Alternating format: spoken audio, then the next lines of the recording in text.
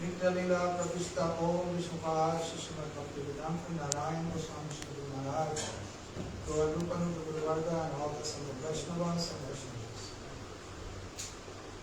So we continue with our daily reading of Chaitanya Gita.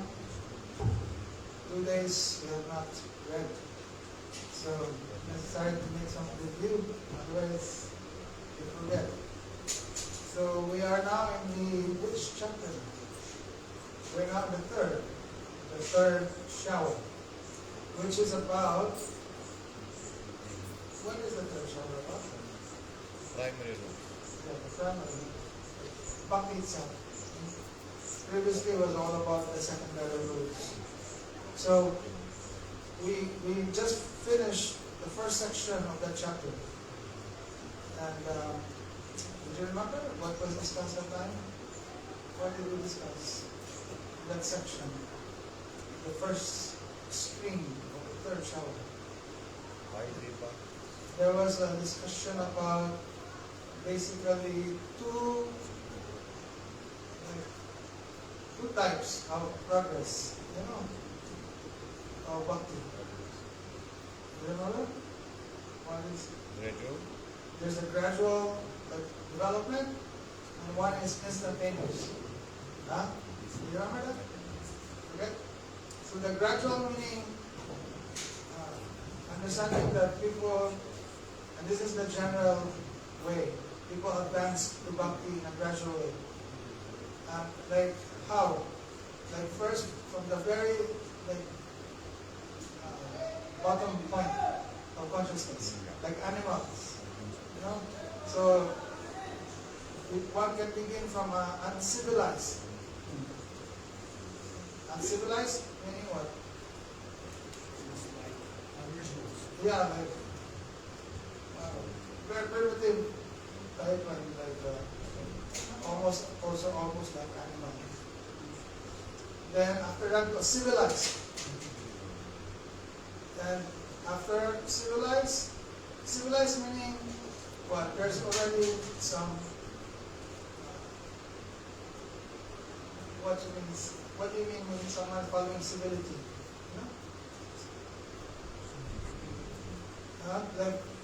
In the primitive life, it's more like individualistic. There's some type of grouping, but it's like so much selfishness there still. And there's no system really about God or anything. Now in civilized also, there's more like advancement there. We have some ideas of family and society, and more in a very organized way. But this one can progress to a moral society. Ultimately, it's going this civilized society. Ultimately, it leads to morality. When you say following morality, what? There's some concern of harmony with each one, and not considering pain for other people, some ideas of justice, something like that. And so there's all these laws for that, moral laws. But a lower type of morality is we follow morality, but without any idea of God.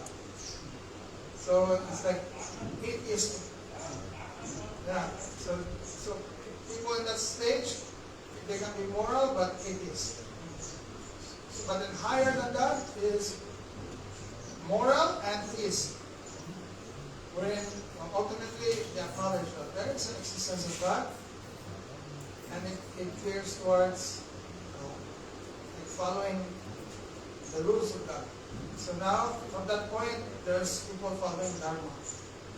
So you can see the gradual development. And generally, there's all this, when you say karma, gyan, that's already on that level. Theistic morality. But then higher than that when they enter Bhakti.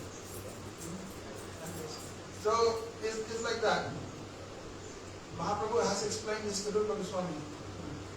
This is how people like gradually develop. And so when they enter Bhakti, there's also stages. And Rupa Goswami explained that. You know? When someone engaged in so much pious activities, they accumulated so much sukriti, then they meet sadhus. And from sadhus, then some faith can come. And actually that is like the beginning of Bhakti. So then this faith gradually, by continued association with sadhus, then this faith gradually developed into Nishta. But before that, there has to be sadhu sangha, and by sadhu sangha, then someone is engaged in bhajan.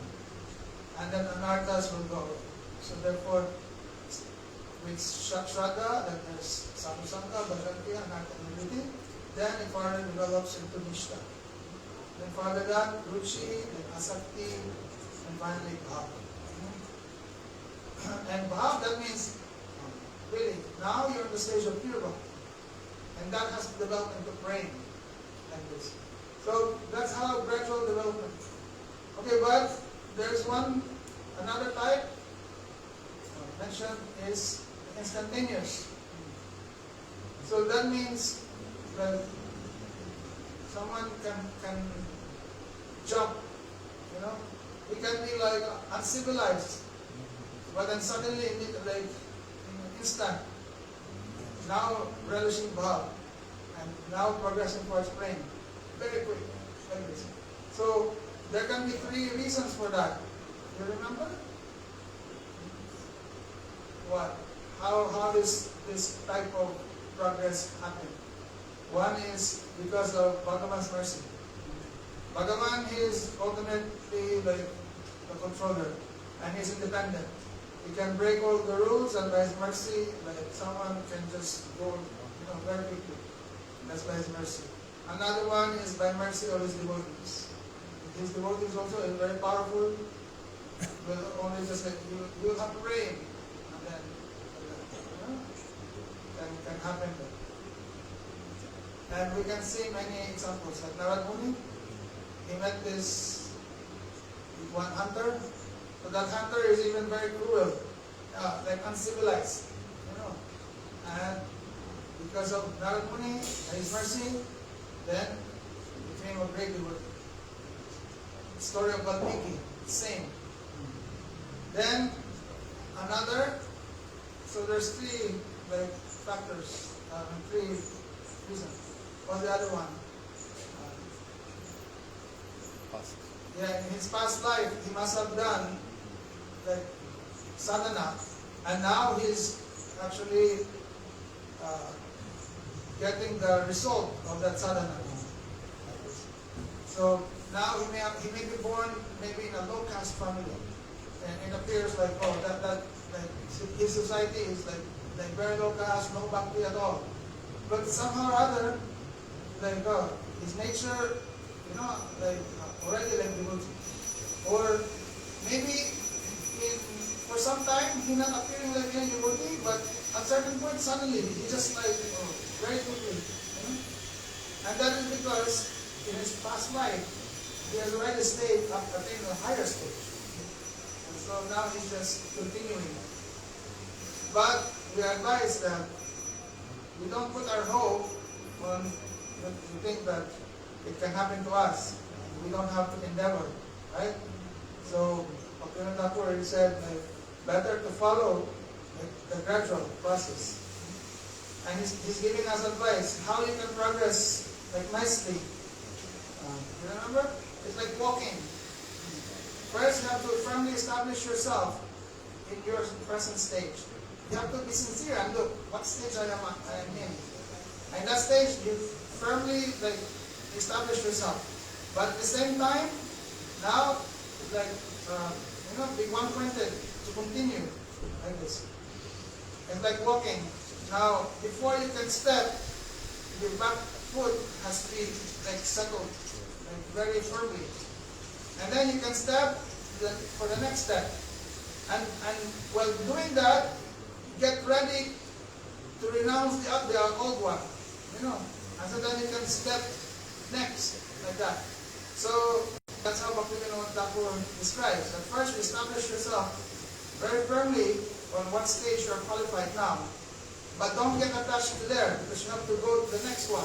That is, and at some point, when you're ready, ready to be established on the next one, like also, like, don't be attached. Otherwise, you cannot move. You understand?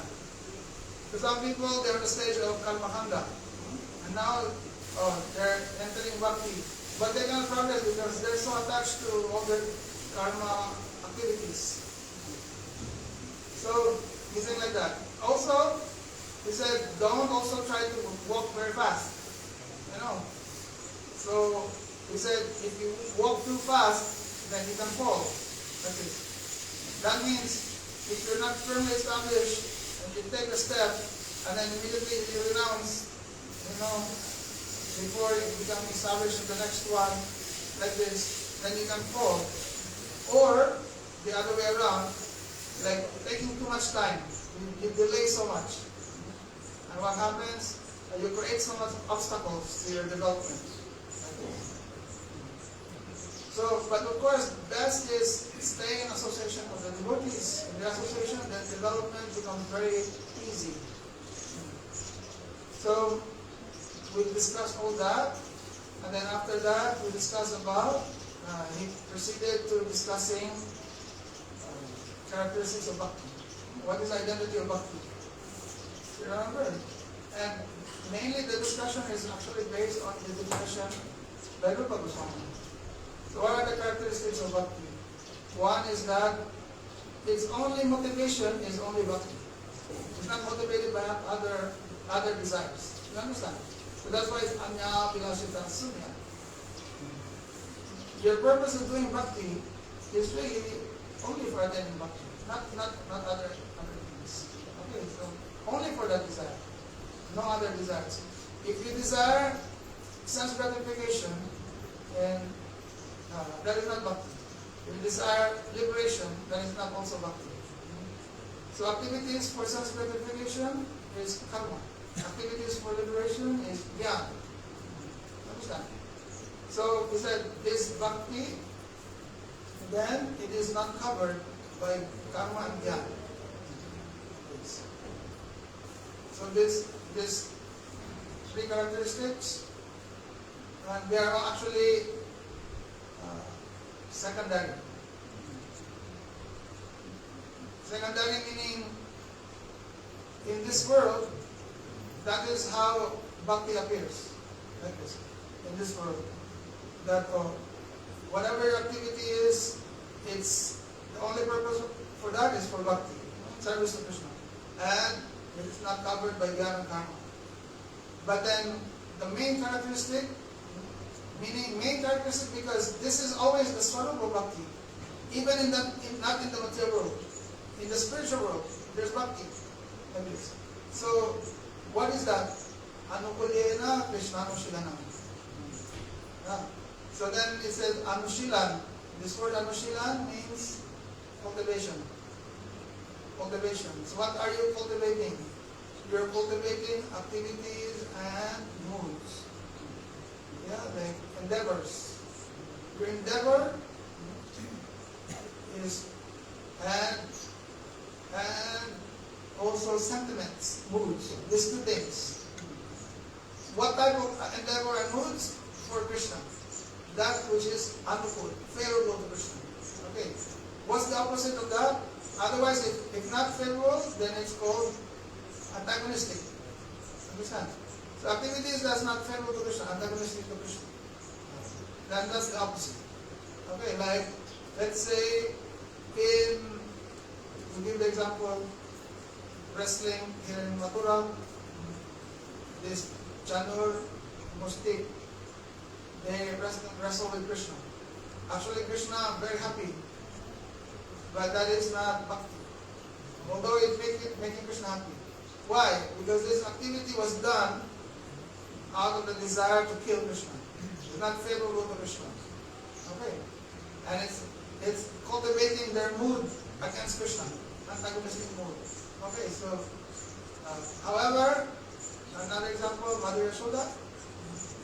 Mother Yashoda, Krishna wants to stay with Mother Yashoda, but Mother Yashoda, seeing the milk boiling, putting Krishna on the bed and leaving Krishna.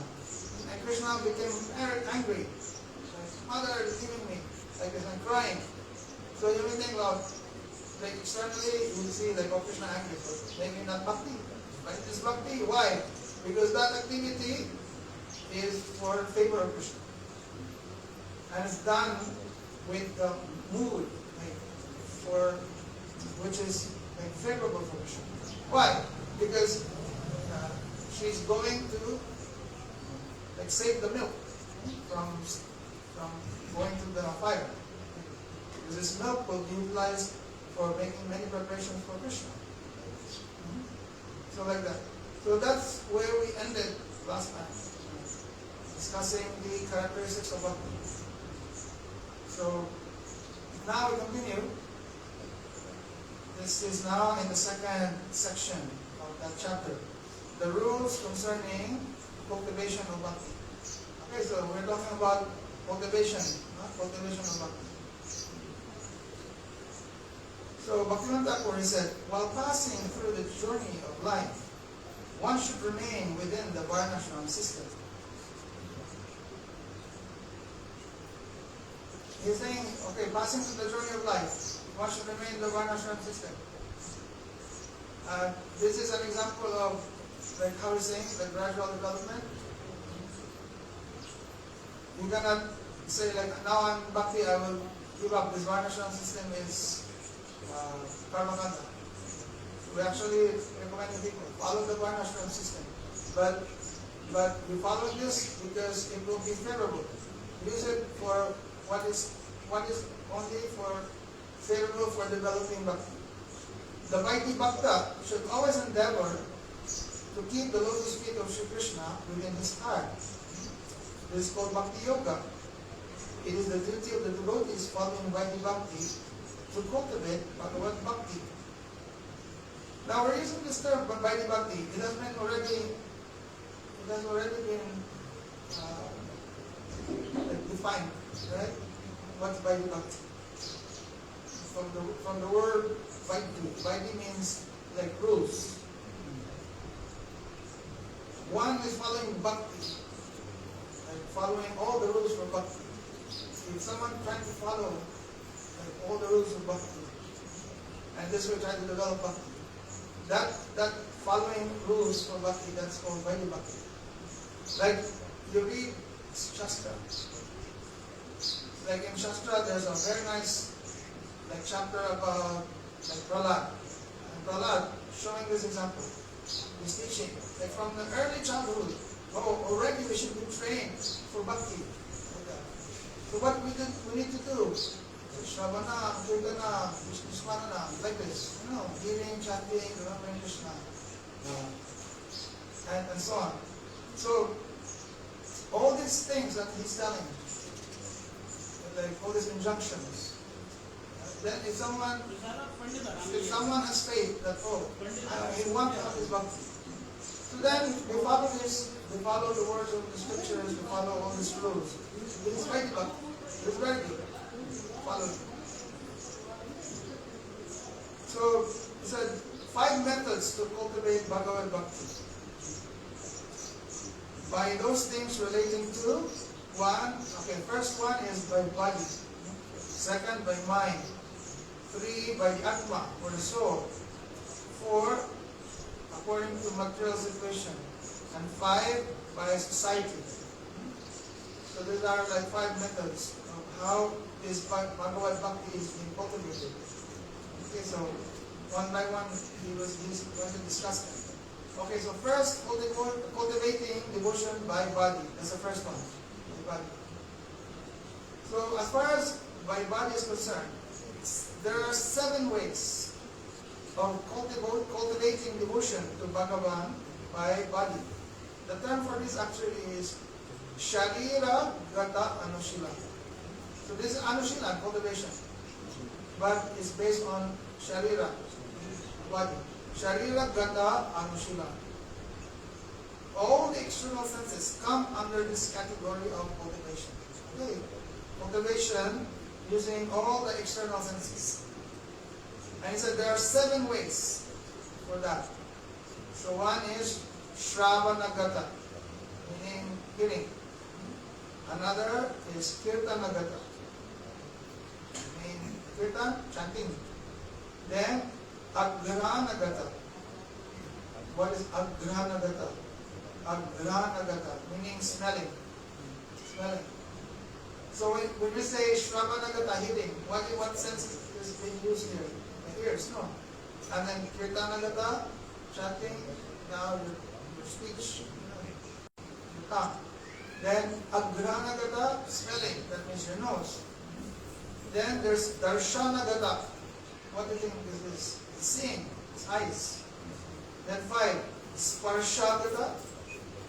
That is Sparsha, means touch. Sparsha. Sparshagata, touch. And 6, Swadagata. Swadagata means taste. Tasting. So that's the tongue also. Tasting. So one is chanting, which is more like speech. And the other one is tasting. And 7, Angagata. Angagata meaning by the limbs of the body. By the limbs of the body. So you can remember this? 7. Like 7 ways to cultivate devotion by body. So what is that? Shravanagata, Kirtanagata, what else? Smelling, Agrahanagata, then eyes, Darshanagata, touch, Sparshanagata, Swadagata, 6, and 7 by the limbs of the body. Okay, you remember that? So, now one by one, he's explaining it. Shravanagata Anushilan is hearing. He said there are 3 methods of hearing that cultivate devotion to the Lord.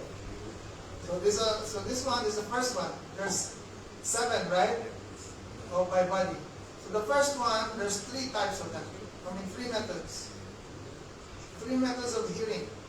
First one, hearing scriptures. Second, hearing the chanting of the holy name or songs which are related to Him. One is scripture, second songs or names, the holy names, chanting of His holy names. And third, hearing fully devotional Harikatha. So these 3 methods of Shravanagata. You can remember. The first one is hearing scriptures. What's the difference? Third one. One probably is reading from scripture and you're hearing. And then the second one is hearing the holy name, maybe the chanting and some prayers. And the third one is someone speaking Harikatha. So, listening to descriptions of the pastimes of the Lord as given in the scriptures, such as the Srimad Bhagavatam, discussing His tattva, listening to the life and teachings of the great devotees, and hearing the Puranic histories dealing with Vaishnavas are all called Shastra Shravan. So this is now what our answer to the question. So what is this hearing scriptures, meaning Shastra Shravan? So it says listening to the descriptions of the pastimes of the Lord in the scriptures, like those in Srimad Bhagavatam, or discussing His tattva, listening to the life and teachings of the great devotees, or the Puranic histories dealing with Vaishnavas. Okay, those ones. Now, hearing the books composed by the previous spiritual masters that are based upon evidence from authentic scriptures, such as the Vedanta, which have refuted non-devotional conclusions, is a major devotional activity or form of Bhagavat Anushila. Devotion towards Bhagavan is the real essence of all scriptures. The following is a 6-fold process for ascertaining the inner meaning of any scripture. So we are still in the discussion about hearing scriptures. So he's saying here that sixfold process for ascertaining the inner meaning of any scripture. He said, when you hear about scriptures and you want to understand really the inner meaning, then there's all these 6 parts that someone has to study. First, upakram. Upakram meaning the introduction. So you have to look when you study scripture or hear scripture. You have to look. There's always an introduction part. Then, if there's introduction, then there's upasamhar. Upasamhar means the conclusion.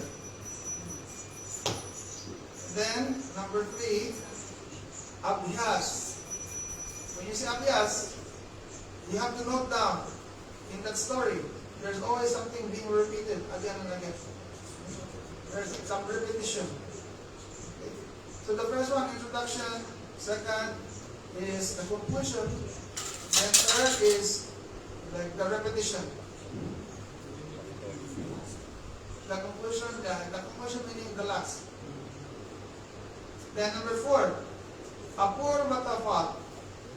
Said, observing the uncommon result attained. So there will be some, you have to ascertain introduction, ascertain the conclusion, ascertain what is being repeated. But then you have to see also that there's some fruit that is uncommon, that is being attained in whatever the lesson, the scripture. This may be related to the conclusion, but something there, something uncommon result. Then number 5, artabat. Artabat. You have to note down any over-glorification, any exaggeration, or significance of a word. Sometimes you have to pay attention. Sometimes there are things that are being exaggerated, or being, like exaggeration, over-glorified. And 6, upapati, resolution. Resolution. Usually in some stories, there's always some problem, and you can see like, what are the different like resolution that are made. So like that. This is different from the conclusion. The conclusion is the final one, because resolution can be, upapati can be many, like this. So then, you can remember that. Upakram, upasanghar, abhyas, apurvatafal, artabat, upapati. Devotion to the Lord, Hari Bhakti, is indeed the import of all Vedic scriptures when they are examined by this process. So this is what Bhaktivinoda Thakur is saying. If you read scriptures, and if you really deliberate according to the 6, it will always come out to the actual deep meaning. Deep explanation. All will go towards Bhakti. He said the import of all the scriptures would be Bhakti. If you examine according to this process, according to the 6. Okay, so that is all about in that section on hearing scriptures. So then next one should hear songs not simply for the pleasure of the sense of hearing. So this is the second one, hearing songs or kirtan, like holy names. He said one should hear songs not simply for the pleasure of the sense hearing, but rather for expanding one's devotional inclination towards Bhagavan. One should also hear songs that are full of its pastimes. Ordinary songs or music that increase the deluded mind's attraction toward material enjoyment and simply give pleasure to one's ears should always be completely rejected. Did you get that? Did you get that? Bhaktivinoda Thakur said the ordinary songs or music. And sometimes they're very attractive. Most of the time, actually, they're very attractive. And he said, what they do, they increase the delusion of the mind. You know, mind attracted towards material enjoyment. Like this. And they just increase that attachment towards material enjoyment. So he said, these should be given up. They go completely rejected. Sometimes, and this is by my experience, sometimes you attach to a certain type of music, you know, because that desire to enjoy is there. Like that. And so now that you become a devotee, then it's like, oh, I can redirect, you know. I'll just put my mantra there, but still you're in that mood of trying to enjoy it, like this. And it's like, yeah, you're still contaminating the thing. And you look, if there's a pure devotee chanting, you don't want to hear. There's many recordings, Prabhupada chanting, or Srila Maharaj.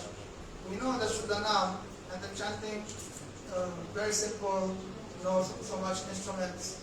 But you like all this techno or like, you know, like this kind of beats or like rock and roll.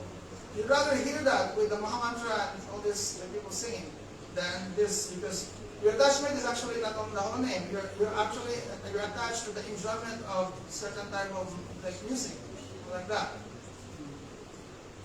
So then we wonder like, oh, why I'm still not having this bhakti and like that. Why? Because you're not really fully cultivating. We're now talking about this cultivation. No, this is how you cultivate. So this is by body, cultivating by body in the first group, the first one, by ears. Okay. So Bhaktivinoda Thakur said, when serving the deity, one should hear devotional music, prayers, etc. While serving the deity, he said one should hear devotional music, prayers. And it's very good. It enhances the mood. I know someone, they're doing archan and hearing techno. I couldn't believe it even. The techno music. And you can hear the beat actually. Like that. And we're doing this like shalagram or whatever. Like this. So, next one. So that's all about Shravan. What's it called? Shravanagata. Shravanagata Anushilan. So now, second one is Kirtanagata Anushilan. Cultivation by chanting. Harikatha, we skip Harikatha. He already is kind of like mixed with the other ones, with the scripture one. So, he said, cultivation of Kirtan is supremely sublime. There are 5 types of devotional chanting. Okay, so now, with the hearing, there's 3 types. No? 3 types, right? Or 3 methods. But here in the Kirtan, it says 5 types of devotional chanting. Singing of the devotional scriptures, chanting the names, forms, and pastimes of Bhagavan, chanting of hymns. And I think he will explain. Let's see. So first is singing of devotional scriptures, chanting of the names, forms, and pastimes of Bhagavan, chanting of hymns, entreaties for solicitation, vigyapti, and japa, repetition of name. So, the chanting of his names and pastimes may be done by informal speech, by lecture, by explanation or song. There are 3 types of solicitation. One is vigyapti, meaning prayers, vigyapti, or eager longing, prarthanamai, and danya bodhika, humble entreaties. And prayers of intense longing, lalasamai. So how many are there? 3 types. But there's 4.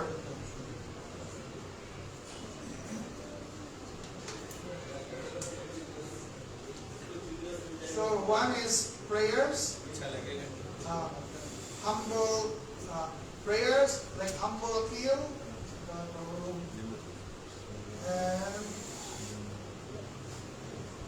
and prayers of intense longing, lalasamay. Chanting the name in a very soft manner is called japa. Okay, did you get that? Let's try to see if we can differentiate them. So 5 types of devotional chanting. One is singing scriptures. Okay. Then chanting names, forms, or pastimes of Bhagavan. Then the next one is Bhakti.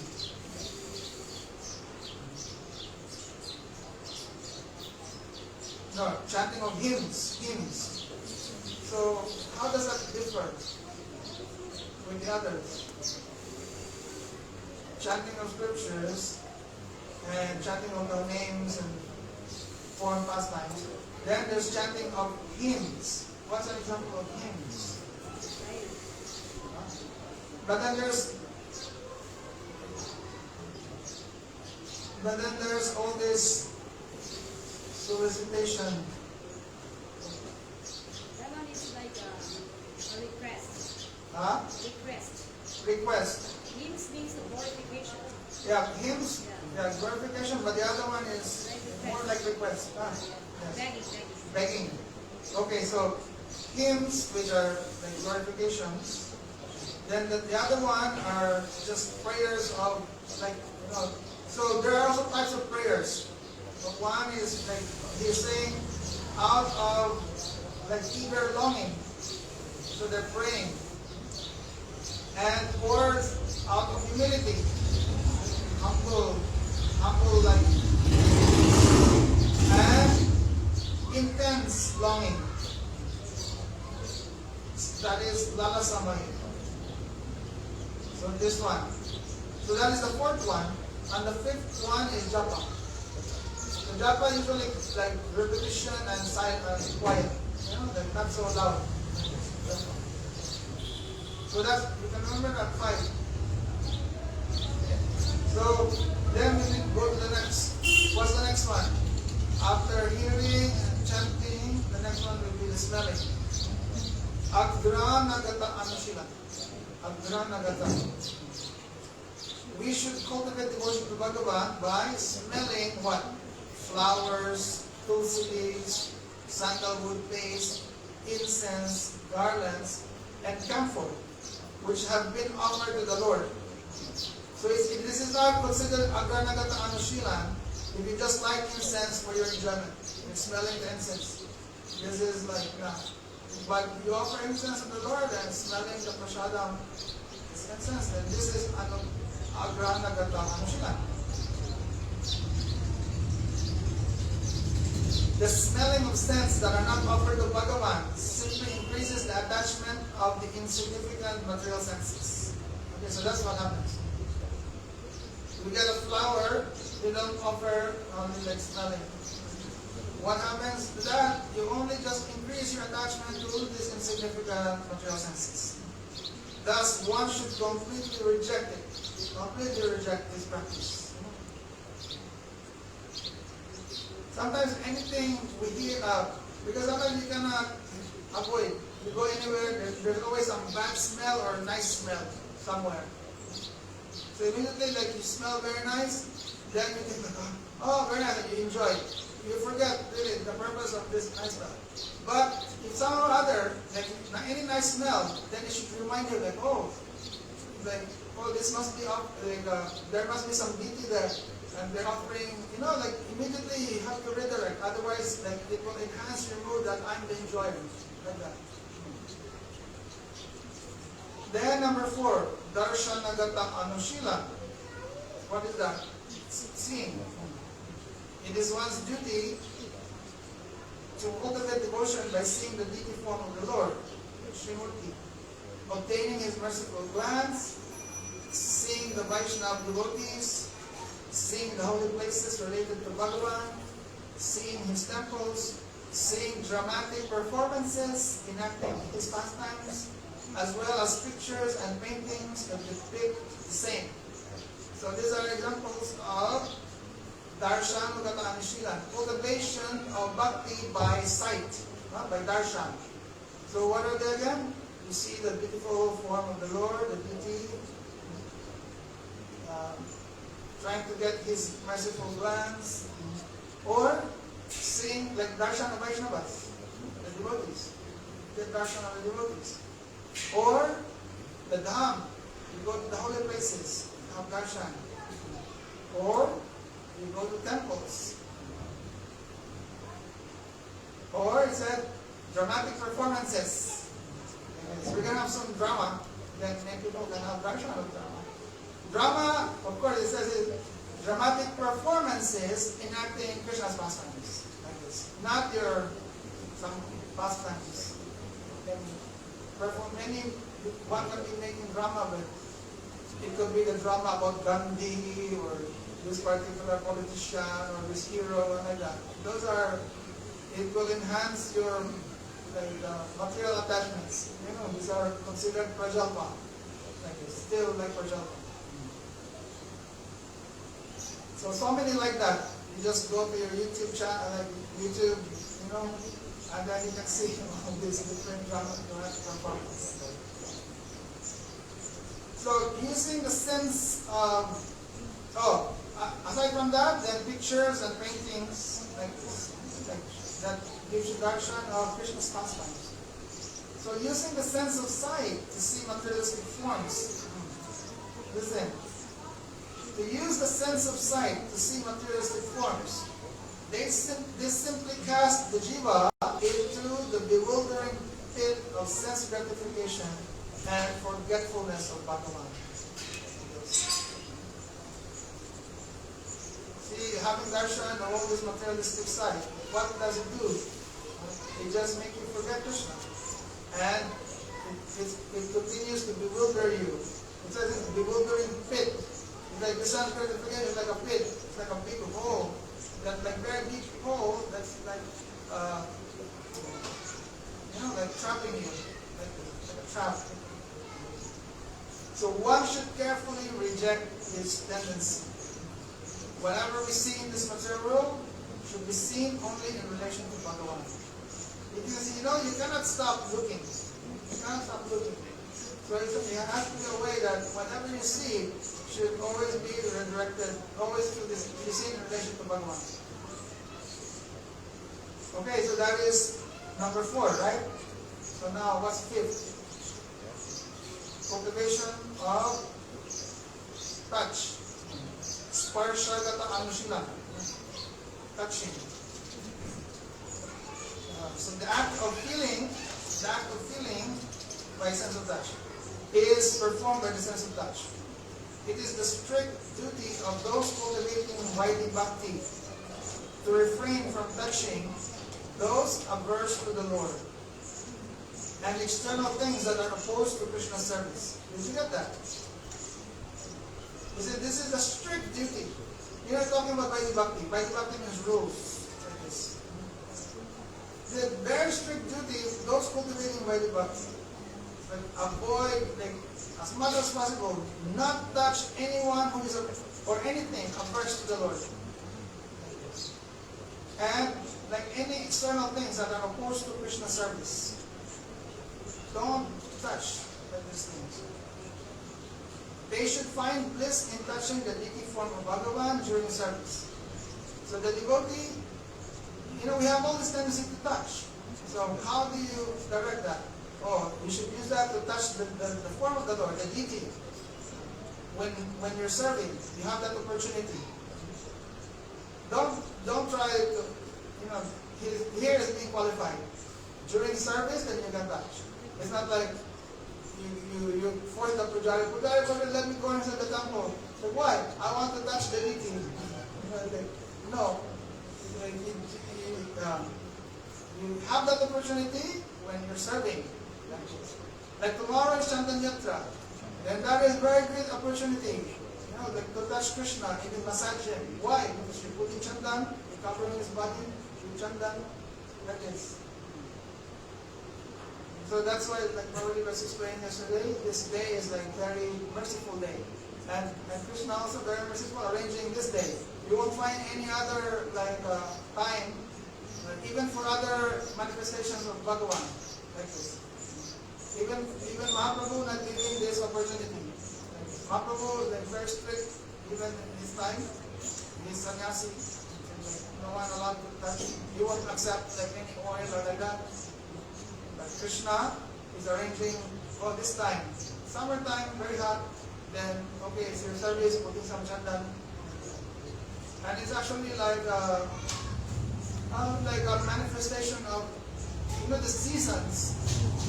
They are like manifestations of the moods of Radha and Krishna. So like summer is like a time of separation. So then how you can help mitigate this heat of separation? Then when you make Radha and Krishna meet, Radharani herself, she's telling, and Rupa Goswami has one shloka about this. He said that, Radha said that I am the chandan, I am sandalwood that cools the body of Krishna. So Krishna himself asking Madhavendra Puri, put chandan in my body. So tomorrow Chandanatra, actually not only tomorrow, Monday, Chandanatra many days. So you have all opportunity to touch the deity, by service. So this is example of cultivation by touch, cultivation of bhakti by touch. So should find bliss, find happiness in touching the deity form of Bhagavan during service.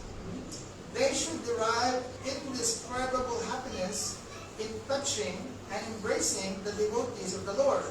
So not only touching the deity also, but also the devotee. So, when you touch the devotee, then that is what you aspire. That his moods of bhakti will also come to you. So in the same way, you are touching him by service also. So you have opportunity to serve him, like you can massage the devotee, like your Gurudev, like this. So, then this way you're cultivating devotion. Jai Panchatattva Yogi Jai. So, he said, you should derive indescribable happiness. So much happiness, you cannot describe it. By touching and embracing the devotees of the Lord. The sense of touch, like Mahaprabhu, every time he sees Sanatana Goswami, then he becomes very happy to embrace Sanatana Goswami. The problem is, Sanatana Goswami had this skin disease one time. His body was full of boils and many, pus and blood like this. But Mahaprabhu not looking that. He's so happy seeing Sanatana Goswami, immediately embracing. And Sanatana Goswami tried to run away, because he said my body is so impure. But Mahaprabhu very big, Sanatana Goswami small, and immediately catching him like this. And Sanatana Goswami feels very embarrassed. And he feels actually this is very offensive to Mahaprabhu. And especially he looking at the devotees. That they also feel bad because Mahaprabhu's body is touching this blood and pus. So Sanatana Goswami even telling this body is a cause of my offense. Rather kill this body. So during Rath Yatra he's thinking I'll get this body smashed by the chariot of Jagannath. Like this. But then Mahaprabhu telling to Sanatana Goswami, hey Sanatana, he's telling, what did Mahaprabhu say? He said that this body is not yours. This body is mine. Like this. What makes you think that you have the right to take this body away? Like this. And he's saying that if by suicide you can have bhakti, I myself will do millions of times suicide. But Mahaprabhu said, this is not the way to attain bhakti. Then Mahaprabhu taking this disease away. But I'm just telling this example because it shows, like Mahaprabhu himself giving an example, that when you see a devotee, and that opportunity to touch their body and embrace them, like that is cultivation of bhakti, and that is a source of so much happiness. So Bhakti Thakur said, one should derive indescribable happiness in touching and embracing the devotees of the Lord.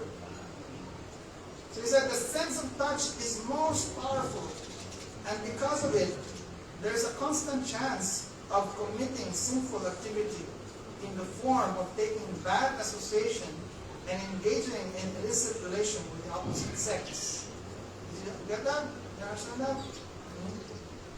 He said this sense of touch is most powerful. He said very powerful.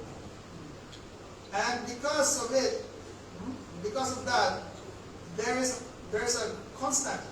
I mean, the chance is always there that you can commit sinful activity by this sense of touch.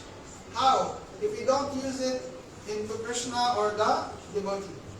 If you use this touching with mundane people, and then what happens? Then you fall into like bad activities. In bad association, then usually they engage in illicit activities. And that's what happens, So devotees should make a very strong vow that they will never touch anyone who is not a devotee of the Lord. That is the thing. That's what Bhakti Thakur said. Because this sense of touch is very powerful. It may start from a touch. You're walking and some lady is there, like your brahmachari, and sometimes you touch like that.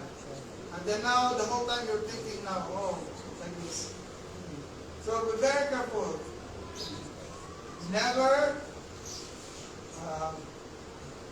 never touch anyone who is not a devotee of the Lord, no matter who they may be, and what their relationship is with that person. He said, they may be your mother or father, if they're atheists and like that. No more touching. If you are a devotee. Or they can be the most like powerful, like, or the president or whatever. Like this. Like Mahaprabhu giving this example also.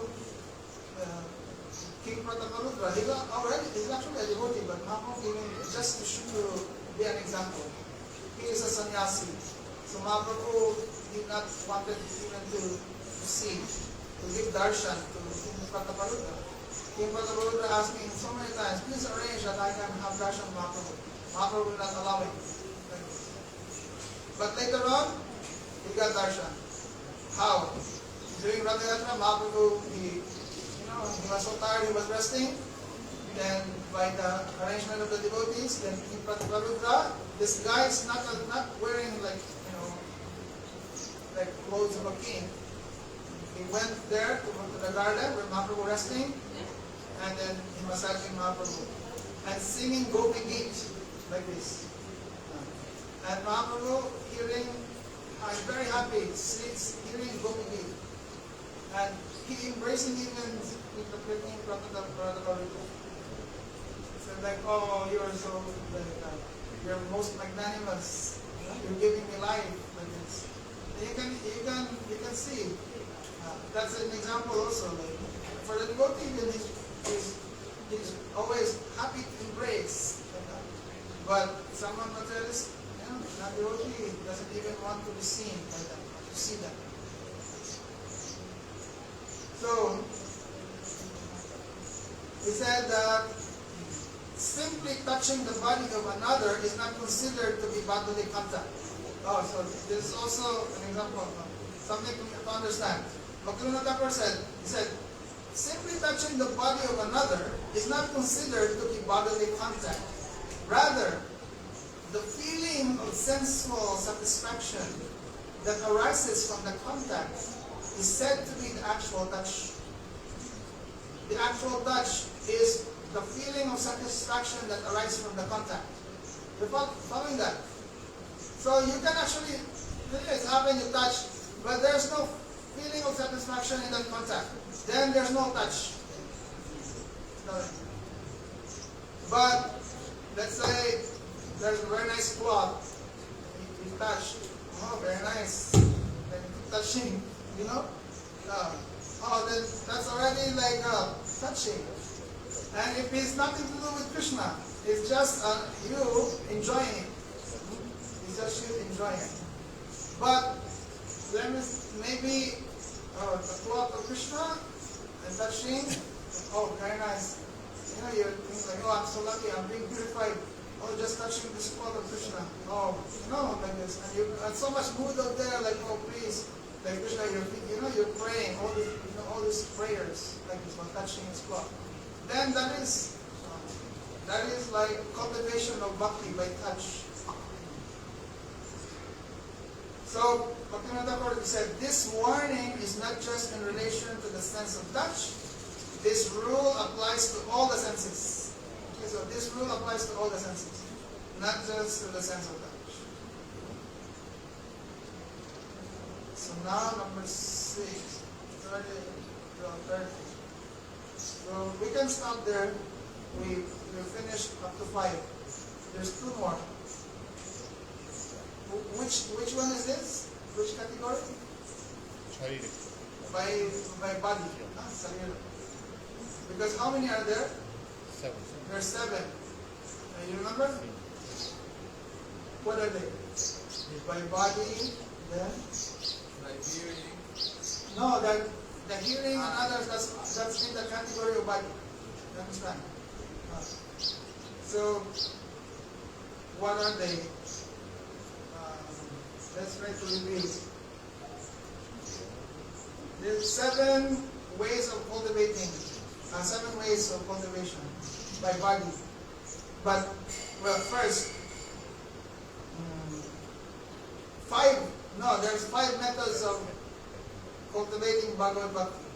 One is by body, then by mind, by the Atma, by your material situation, and by society. You can remember that? By body, mind, soul, Atma, then material situation, and society. Okay? All of these 5 will be explained. Right now, we are in the first one, by body. And so by body, we mentioned 7 types. 7 types how this by body cultivation of bhakti is done. So first one is by hearing. And by hearing, there's how many? 3. By hearing scriptures, hearing kirtan, and hearing, what's the other one? Harikatha. Then speaking, hearing chanting. So chanting also has how many?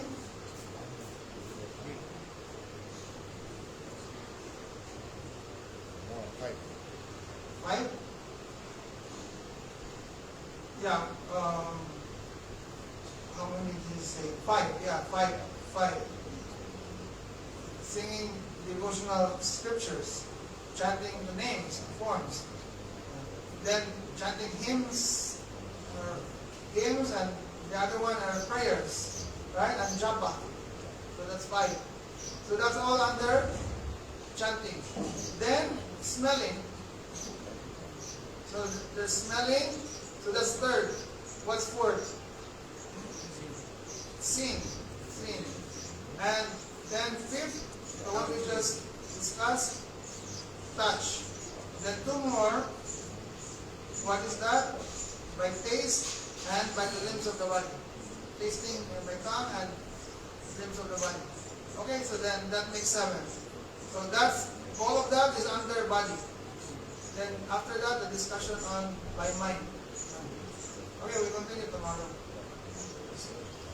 Jai Shri Gurudev ki Jai, Shri Bhaktivinoda Thakur ki Jai, Jai Shri Chaitanya Shiksha Amrita ki Jai, Jai Gaur Premanande.